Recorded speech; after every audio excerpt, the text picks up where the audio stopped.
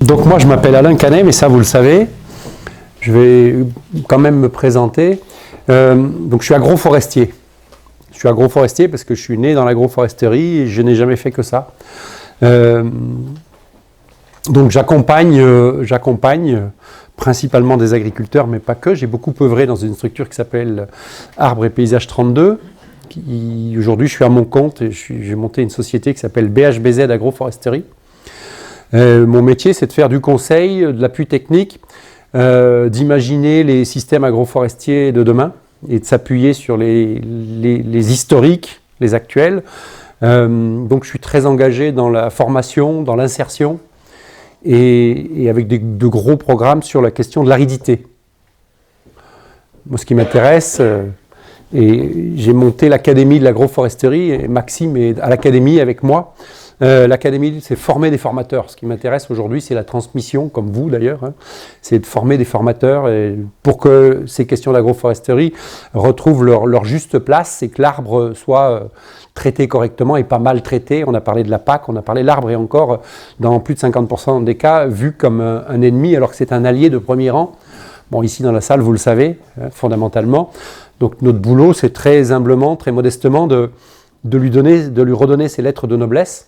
J'en ai d'ailleurs écrit un bouquin que je vous présenterai sur cette question, qui est une question qui nous paraît fondamentale. C'est un sujet de société. L'agroforesterie, c'est un sujet de société. On fera avec ou sans, mais si on fait sans, c'est juste impossible de faire de l'agriculture sans arbres. On a tout essayé pour s'en passer, et vous voyez à quel point ça ne marche pas. Ça ne veut pas dire en mettre partout, mais les bons au bon moment, dans les bonnes conditions, et c'est bien l'objet de cette journée, c'est comment on le valorise. Planter, on sait faire. Valoriser un petit peu moins finalement. Donc aussi je me présente pour vous dire que je suis engagé dans un consortium qui s'appelle Vers de Terre Production, pour lequel Maxime a œuvré quand il était jeune, n'est-ce pas? Je vous le dis parce que c'est une chaîne YouTube qui met du contenu gratuit. Aujourd'hui on a touché 60% des agriculteurs, ce qui est énormissime. Donc la révolution agricole, elle se fait aussi sur YouTube. Il y a François de Sauce qui vient de rentrer sur... Oui, absolument. Ouais, il est rentré dans la grande boucle de Vers de Terre. Hein. Donc on est presque une centaine de formateurs associés. C'est un centre de formation, mais c'est aussi et surtout du contenu de techniciens, de paysans, hein, et de chercheurs, et beaucoup de paysans. Aujourd'hui, ça veut dire qu'il y a plus de 12 000 fermes en agroécologie. Je reviendrai sur la définition de l'agroécologie, avec des indicateurs de résultats et des fermes qui marchent, qui tournent. Et ce matin, on était tous très heureux de voir un agriculteur, un paysan content, comme on dit. Hein, un paysan content dans un territoire plein d'avenir. Voilà. Je travaille principalement sur la viticulture, le pâturage tournant dynamique agroforestier, le poulet et le maraîchage. Il y a d'autres formes d'agroforesterie que l'on travaille dans nos unités. Moi, je me suis un peu plus spécialisé là-dedans parce que ça me prend déjà beaucoup de temps, beaucoup d'énergie. Donc voilà les questions sur lesquelles nous travaillons. Il me reste plus beaucoup de temps, mais c'est pas grave. Je vais repréciser 2 ou 3 petites choses et puis vous allez surtout agir et interagir. La première chose que je vais vous dire, je n'avais pas prévu de vous le dire en premier, mais je vais le mettre ici. 1 euro égale 1,3 euros. Voilà. Ça, c'est le seul truc qu'il faut retenir de la journée. C'est que dans le monde agricole, quand vous investissez 1 euro pour entretenir un arbre, ça vous ramène 30% de plus systématiquement. Donc, ça vous montre déjà la rentabilité du truc. Entretenir une haie, ça vous rapporte toujours 30% de plus que ce que vous avez investi. Que vous le fassiez vous, que vous employiez quelqu'un de temps en temps, ou que vous le fassiez sous-traiter en totalité. Donc ça, c'est de la donnée économique pure et dure du monde agricole depuis 40 ans de mise à plat des chiffres. Parce qu'il a fallu aller creuser, et c'est bien que tu aies parlé tout de suite, il a fallu aller creuser. Je peux vous raconter qu'il y a 15 ans, même 20 ans, pour aller chercher des données économiques dans le monde agricole, c'était compliqué, on ne parlait pas de pognon. Hein. Alors que c'est la base de tout, et on ne parle que de ça. Ça se vend mal, ça ne rapporte pas assez, etc. À chaque fois que vous mettez 1 euro, vous devez sortir 1,30 €. Si vous n'y arrivez pas, c'est qu'il y a un problème et qu'il faut reparamétrer la machine. Moi, je ne vais pas vous donner la solution aujourd'hui. La solution, c'est toujours vous qui la trouvez en fonction du contexte, de la densité, de l'organisation générale. Ça n'empêche pas qu'on va approcher cette question. Mais elle est fondamentale. Entretenir des haies, ça rapporte. Et heureusement, ça coûte jamais. Si ça coûte, c'est qu'il y a un problème. À partir de là, on peut tracer une petite ligne éditoriale de ce projet agroforestier. La première, c'est celui-ci. C'est l'arbre de Auget, celui qui va faire le bois d'œuvre pour les générations suivantes. On l'a nommé, c'est le chêne, c'est le frêne, ça peut être le châtaignier, c'est le merisier, c'est le noyer, c'est l'alisier, c'est le cormier, j'en passe et des meilleurs. Celui qui fera le bois d'œuvre, qui évitera qu'on aille piller le reste du monde et les tropiques en particulier. Ça, c'est un vrai sujet, de reproduire du bois local. Vous rentrez chez un marchand de bois aujourd'hui, il a fait 9000 km. Je n'ouvre pas un grand débat, je dis juste qu'il est de notre responsabilité. L'arbre de haut jet, l'arbre de moyen jet, je fais quelque chose de graphique et de très rapide. Je ne sais pas, le cormier, l'alisier terminal, les arbres moyens, le poirier franc, très bon bois d'œuvre, le poirier sauvage. Je l'élabore pour faire une bille qui aura une grande valeur pour faire des timbales, des cuillères, des planches à couper le fromage, enfin peu importe. L'arbre de moyen jet. Autre forme que vous avez évoquée de nombreuses fois, le fruitier fruit que je taille et que j'élabore pour faire des fruits. Je le fais presque plein vent en le dessinant comme ça. Je continue et on les a vus et revus. Donc toutes les branches sont concentrées sur le même point. Il y en a en moyenne 8 à 10, c'est la trogne. Tous les arbres champêtres, tous les arbres forestiers se trognent. On a parlé du charme, en aparté ou pas, hein, du hêtre, du châtaignier, de l'orme, des érables, des frênes, aidez-moi, du mûrier, etc., etc. Tous trognent. On ne trogne pas trop les arbres fruitiers et encore moins quand ils sont greffés. Une autre forme générique, ici, la mini-trogne. J'y reviendrai. Celle qui fait 60 cm de haut, vous pouvez nanifier un arbre. D'ailleurs, il y avait pas loin d'ici, des charmes qui sont taillés à 2 mètres. Ce qu'on appelle la charmille, ça n'existe pas. C'est bien du charme. On taille les haies à 2 mètres pour ne pas avoir la gueule du con de voisin qui est derrière. Parce qu'en principe, il fait moins de 2 mètres, sauf si les joueurs de basket. Il y en a au moins un que ça fait rire, donc je continue. La feuille est marcescente, donc elle ne tombe pas tout de suite, etc., etc. Mais en aucun cas, la charmille, ça existe. Le charme, c'est une plante qui est programmée pour faire 35 mètres de haut. Et nous, on la nanifie. Comme on pourrait le faire ici, en faisant une mini-trogne. Et on a très intérêt à faire des mini-trognes. Et je vous dirai pourquoi. Et surtout quand on est en verger. Mais pas que. Je continue ma liste à l'après-vert. Ici, j'ai un arbrisseau qui peut être une aubépine, un prunelier. Ici, je vais vous dessiner un arbuste qui est une viorne, un troène des bois, un houx, j'en passe et des meilleurs. Si je veux être un tout petit peu complet, je peux dessiner le lierre, puisqu'on l'a déjà évoqué, et qu'il est absolument fondamental, et qui plus est pour les apiculteurs. Le paysage déclenche une grande partie de leur chaîne alimentaire avec les pollens. Donc ce n'est pas qu'une question d'apiculture. Et si on veut que ça fonctionne, il nous faut des pollens, et c'est ce qui manque, de l'importance de la diversité. Je peux rajouter dans mon cortège ici, tiens, dans la mini-trogne, une liane qui peut être une clématite, un chèvrefeuille, autre chose, une liane qui va s'y promener. Allons jusqu'au bout, mettons une strate herbacée, et puis, pour être très complet, je mets ici une strate et une trame du champignon, on en a vu émerger tout à l'heure dans la prairie, hein, qui lui fait tout le boulot quand même. Le champignon fait le boulot agronomique de la nutrition, de la prévention et de la réparation pour les plantes. Que vous cultiviez de l'herbe, que vous cultiviez des arbres fruitiers, que vous cultiviez des poireaux ou que vous cultiviez ce que vous voulez, c'est les champignons qui font tout le boulot. De l'importance de les entretenir 365 jours par an dans vos parcelles. C'est ça l'objectif de l'agroforesterie. En tout état de cause, ici, dans toutes les formes que j'ai dessinées, il y a même si pour vous ça n'apparaît pas directement, il y a une constante. Quelle peut être la constante, en tout cas jusqu'ici? Tout ça est cultivé. Tout ça est cultivé. Vous avez bien fait de venir. Parce qu'il n'y en a pas un qui aurait trouvé. Tout ça est cultivé et fondamentalement cultivé. Il n'y a pas une forme ici qui soit une forme naturelle, contrairement à ce qu'on pourrait dire et voir.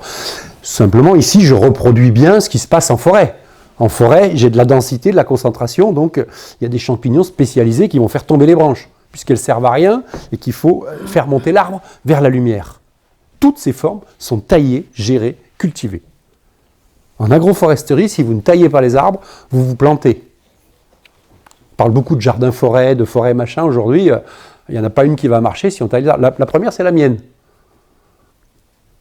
Moi, ma forêt-jardin ou mon jardin-forêt, je ne sais plus comment on l'appelle, mais il n'y a plus de jardin chez moi. Vu que ça fait 12 ans que je n'ai pas mis les pieds dans mon jardin, il n'y a plus de jardin. Il y a une forêt. C'est vrai, hein? Il n'y a plus un seul légume, il n'y a plus la strate arbustive, même les vignes ont fini par crever.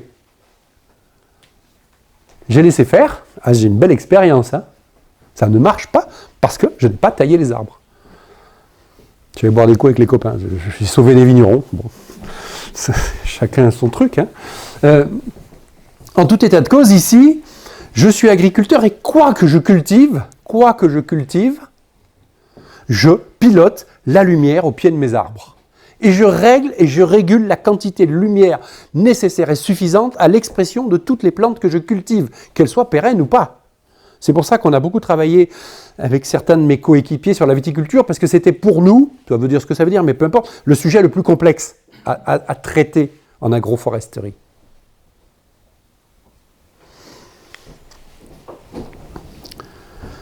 J'ai une bille de pied qui va avoir une grande valeur, mais j'ai de l'herbe à 1 mètre de ma clôture pour mes animaux. Dès que l'herbe va commencer à baisser, je vais retailler mon arbre. Bien évidemment. Alors, encore plus facile avec les trognes. Si je prends ma ligne de trogne, j'ai décidé pour des raisons diverses et variées de faire des trognes de 2,50 m. Parce que je peux y accéder assez facilement, c'est pas très compliqué. Je vous donne des chiffres qu'il faut oublier, à part celui-ci. Je vous donne des chiffres qu'il faut oublier. Mais aller chercher de la trogne à 8-10 mètres de haut, c'est compliqué. Hein, les paysans étaient des sacrés alpinistes à une époque, hein, surtout par ici pour le coup. Hein. Bon, je pense qu'on peut faire un petit peu différemment. Si je décide de faire des trognes à 2,50 m, ben voilà un verger ou un parc à trognes à 2,50 m, sous lequel je vais faire du maraîchage, des cultures spécialisées, de l'herbe, de la viticulture, peu importe.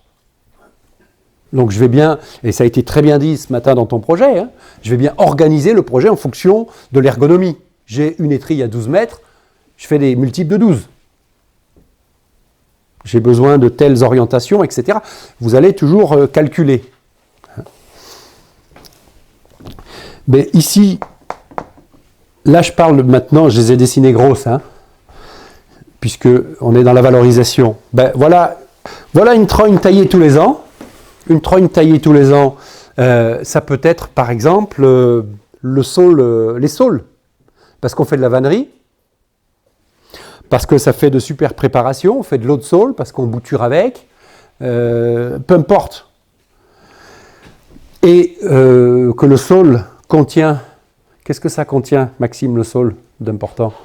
L'acide salicylique. Voilà, hein, et que c'est la base de la spirine.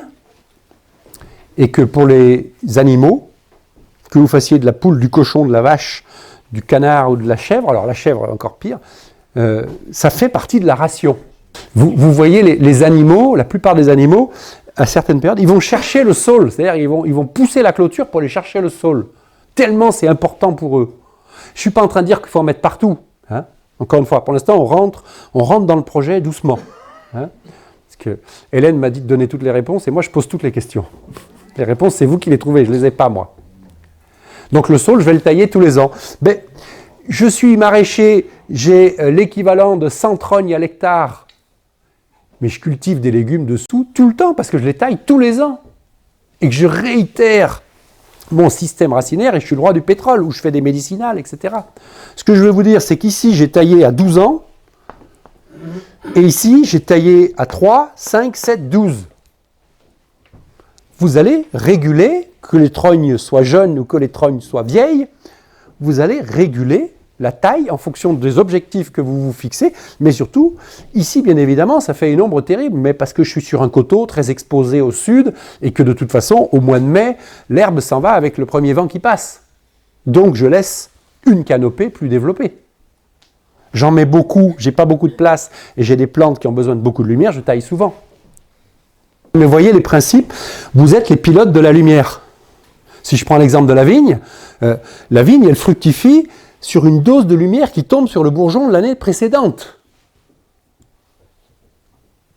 Donc le calcul, il faut l'anticiper. Mais dès que vous faites dépasser par l'arbre, vous ne produisez plus rien. Ou beaucoup moins. Et c'est tout le jeu. Je valorise et on va voir pourquoi, comment, très vite. Je précise aussi, pour votre culture générale, et c'est inné plus ou moins, mais je vais quand même le faire, pour que vous ayez cette lecture. On a vu l'érable champêtre, pour en nommer un. L'érable champêtre, je peux le laisser dans une haie basse taillée, comme le charme que j'ai nommé tout à l'heure, mais ça peut être le hêtre, ça peut être, peu importe. Je peux le laisser dans une haie basse taillée à 80 cm de haut, toute sa vie. Je peux en faire une mini trogne d'1 mètre, je peux en faire une trogne d'1 mètre 50, une trogne de 3 mètres, le laisser en port libre contrôlé ou le laisser en port libre absolu. C'est bien la même plante. Donc quand vous plantez ou quand vous gérez un arbre, puisqu'il y en a quand même qui veulent planter, tout le monde n'a pas assez d'arbres encore, vous êtes complètement maître de la destination de cet arbre-là. Vous le maîtrisez parfaitement.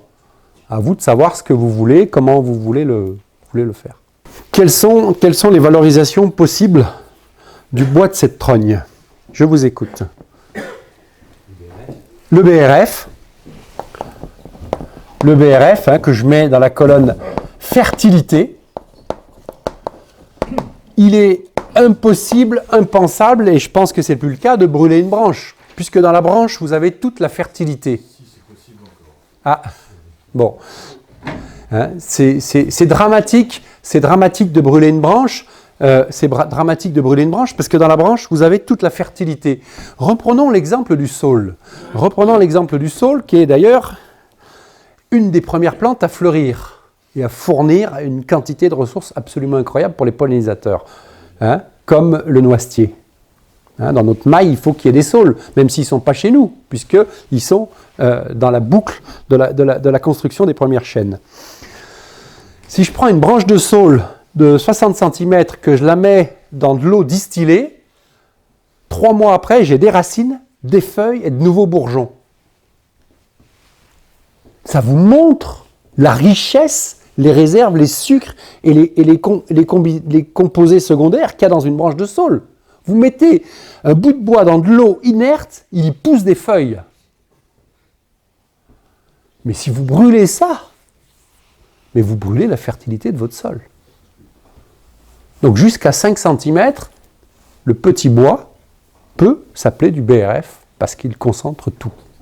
Donc du bois fertilité, du bois paillage, pailler les arbres, pailler les tomates, enfin je ne sais pas, peu importe. Première utilité, le BRF. Enfin première, il n'y a pas d'ordre. Deuxième, monsieur. Oui, c'était par rapport au BRF. Est-ce que ça pourrait pas vouloir le coup, par exemple, du saule, on l'a soigné et tout, et au lieu de le broyer, juste les pendre comme ça, même le sol aux endroits où vous voudrez fertiliser? Oui, s'il n'est pas gênant, bien sûr, ce qu'on appelle la branche, le rémanent, s'il n'est pas gênant, si vous ne prenez pas les pieds dedans, s'il ne gêne pas, oui. Et qui plus est, s'il y a de l'activité biologique, plus il y a d'activité biologique, plus la branche est bouffée. Comment? S'il y a vraiment, oui, dans les zones humectées, elle peut repartir, oui. Oui. Oui, chez vous, oui. Oui, c'est vrai que je ne suis pas habitué à travailler dans les pays où il y a beaucoup d'eau, moi. Oui, c'est vrai. Tout ça pour dire que ça se pose à l'automne sur un sol apte à le recevoir. Il y a beaucoup de gens qui mettent 40 cm de BRF sur des sols complètement bloqués, hydromorphes et compactés, et qui vous appellent pour dire que ça ne marche pas. Mais ça, ce n'est pas de l'agriculture. Ça, c'est du bricolage. Donc, je reviendrai là-dessus, bien sûr. Donc, du bon usage du BRF. C'est un super produit, mais pas n'importe comment, ni à n'importe quelle condition. Bien sûr. La loupe, enfin, je ne sais pas si vous en avez, mais on fait des tableaux de bord des Jaguars avec. Hein. Je suis pas Jaguar. Sur les John Deere, ça marche aussi. Mais la loupe des armoires, la loupe des meubles, c'est précieux. Hein, la loupe. D'ailleurs, il y a du pillage de trognes dans certaines régions. Il y a du pillage de trognes. Certains marchands de bois vous disent non, mais ça, je te l'achète pour rien. Non, mais et puis c'est revendu, très très cher.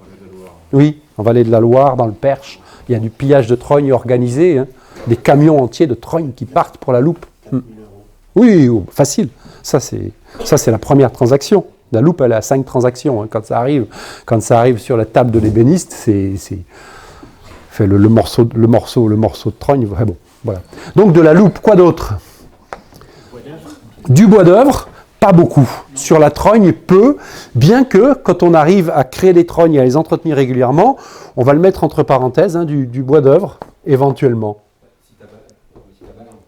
Comment? Du bois d'œuvre si t'as pas l'un. Oui, mais donc, Le but c'est pas le but, c'est pas de d'aller. la battre, mais ponctuellement. Un jeune à côté. Oui, mais ponctuellement, tu refais une grange et tu as besoin de deux poutres maîtresses. Quand tu en as beaucoup comme toi, pourquoi pas?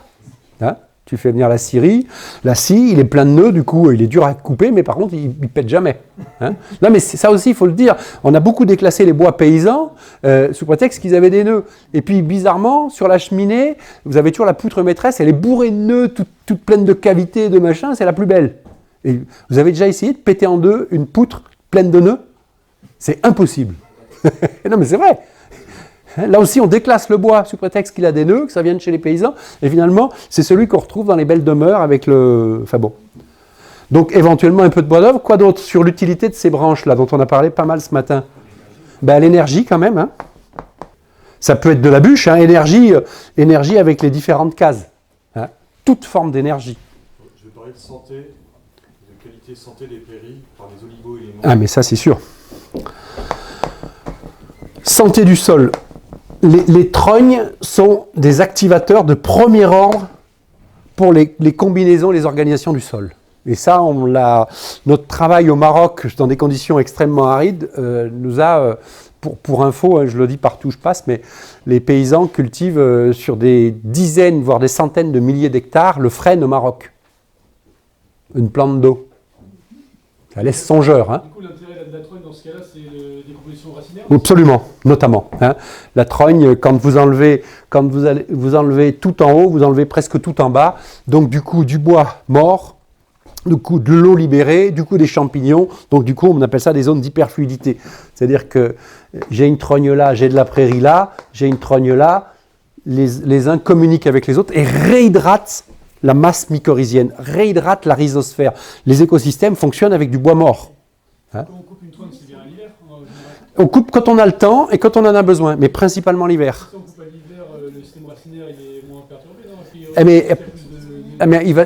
Le système racinaire, il va se dégrader sur l'année. Donc du coup, il y a toujours quelque chose qui va se passer. Comment? C'est dû à la coupe. Oui, bien sûr, c'est dû à la coupe. Quand vous coupez en haut, vous coupez presque autant en bas.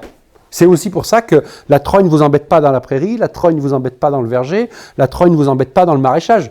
On discutait, je ne sais plus, avec l'un d'entre vous, on disait oui, mais les arbres en maraîchage, c'est compliqué. Mais non, ce n'est pas compliqué. Il faut juste bien les tailler au bon moment. Sinon, effectivement, c'est très compliqué. Il est bien évident que tout ce qu'on fait en trogne, et ça nous a d'ailleurs coûté beaucoup de temps d'explication, et je dis ça tout ce qu'on fait, parce que ça ne nous appartient pas, hein, parce que les trognes, c'est une technique paysan, n'obéissent absolument pas aux règles de bonne conduite de la taille. C'est tout sauf de la taille douce, c'est tout sauf de la taille physiologique, c'est tout sauf de la taille d'entretien. Hein, donc ça ne correspond pas et ça ne marche pas de la même façon. Ce qui n'est pas un problème, au contraire. Hein. Mais du coup, il a fallu retourner avec notre bâton de pèlerin, convaincre beaucoup d'arboristes, beaucoup de gens du bois, de l'arbre, de la forêt, dans les plus connus, par exemple Francis Allais. Je ne sais pas si vous connaissez Francis Allais, le célèbre Francis Allais ne voulait pas entendre parler de trogne. Bon, après des tournées de canons bien arrosées, avec du magret agroforestier, il a signé la préface du livre sur les trognes de Dominique Mention. Mais je l'ai fait boire longtemps, hein. Mais il leur demandait. Hein, mais c'est vrai, l'histoire est véridique. Hein. ils ne voulaient pas entendre parler de trogne parce qu'ils étaient, à juste titre, dans la taille 12, dans la taille... Un de mes associés est un éminent spécialiste de la taille 12, s'appelle Marceau Bordarias, mais ce n'est pas pour ça qu'on ne travaille pas sur les trognes. Les mécanismes sont totalement différents. Totalement différents. Qu'est-ce qui me manque? Le miel, vous le savez, hein, c'est tous les jours. Hein. En tout cas, l'usage pour les pollinisateurs, il n'y a pas que les abeilles. Oui, oui. Hein. Le miel, c'est tous les jours. En tout cas, dans les trognes, il y a des champignons qui sont vitaux pour les abeilles, qu'elles soient domestiques ou pas. Mais vitaux. Hein. Non seulement elles nichent et les essaims d'abeilles sauvages vont dans les trognes, donc les trognes et les abeilles, c'est un habitat et une nourriture de premier ordre, plus alimentation. Si on veut faire de l'apiculture complète, il nous faut des trognes. Des piquets. Hein. C'est facile de choper et de récupérer du bois de travail. Le piquet en premier lieu. Hein. Le piquet étant la forme générique, qui peut être la bouture pour les arbres d'après aussi. Hein, vous êtes pressé, vous avez de l'eau et vous avez besoin de faire une clôture dynamique. Vous plantez des trognes de 2,50 m de saule ou de peuplier, vous les enfoncez d'1 mètre et vous avez une clôture vivante. Et après, vous la plissez et vous avez une clôture définitive. Donc la trogne, il est beaucoup de... Par exemple, je prends le châtaignier, le noyer, on produit des greffons sur des trognes en noyer, en châtaignier. On fait des têtes de chat et on récupère la bouture, notamment sur le noyer, comme ça. Donc la trogne est aussi productrice du plan suivant. Hein. Donc piquet, bouture ou greffon. Pour la greffe. Il manque encore un truc, puis après on pourra manger. Enfin, il en manque 2, mais un très important qu'on a à peine évoqué ce matin, mais sur lequel il faut que vous ayez ce réflexe, parce que dans cette valeur hein, du rapport de 1 à 30%, alors la litière, et oui, on l'a évoqué, mais la litière, c'est un sujet qui est très intéressant. Ça peut être que 20%, mais à partir de l'économie est bonne, ça coûte toujours moins cher que la paille. Et surtout, c'est hyper intéressant de mettre une part de bois dans la ration de la litière. C'est très intéressant pour... La qualité de fertilisation ensuite. La qualité, oui. Alors du coup, le mot est, il faut plus l'affiner que ça. On ne parlera pas de fertilisation, mais de fertilité. Le fumier, c'est un fertilisant, et nous, ce qu'on veut travailler, c'est la fertilité. Et c'est ce qui manque beaucoup ou souvent, et il y a pas mal de confusion. Nous, ce qu'on veut, c'est construire de la fertilité. C'est un sujet qu'on a déjà bien abordé ce matin. On veut construire de la fertilité, et l'arbre rentre dans cette chaîne-là. Le fourrage. Oui, bien sûr. Et oui. Hein, direct ou indirect. Donner une poignée de branches de frêne à des cochons, mais ils vont se jeter dessus tellement ils en ont besoin. La trogne peut être une trogne de châtaignier, qui fournit beaucoup de produits à manger par les animaux dessous. Ça peut être une trogne de chêne, ça peut être... Les trognes produisent beaucoup de fruits. Ils ne mangent pas tout quand même, les animaux. Il y a des arbres qui... Oui. Pour l'instant, encore une fois, hein, on est en approche générale. Hein, mais ne sous-estimons pas. C'est pour ça que la question qui était posée, quand est-ce qu'on taille les trognes? Ben, quand on en a besoin, parce que parfois c'est l'été. Il est une partie du massif central où on taille les frênes tout l'été. Alors, ça les secoue, mais ils repartent, ils continuent et ils deviennent...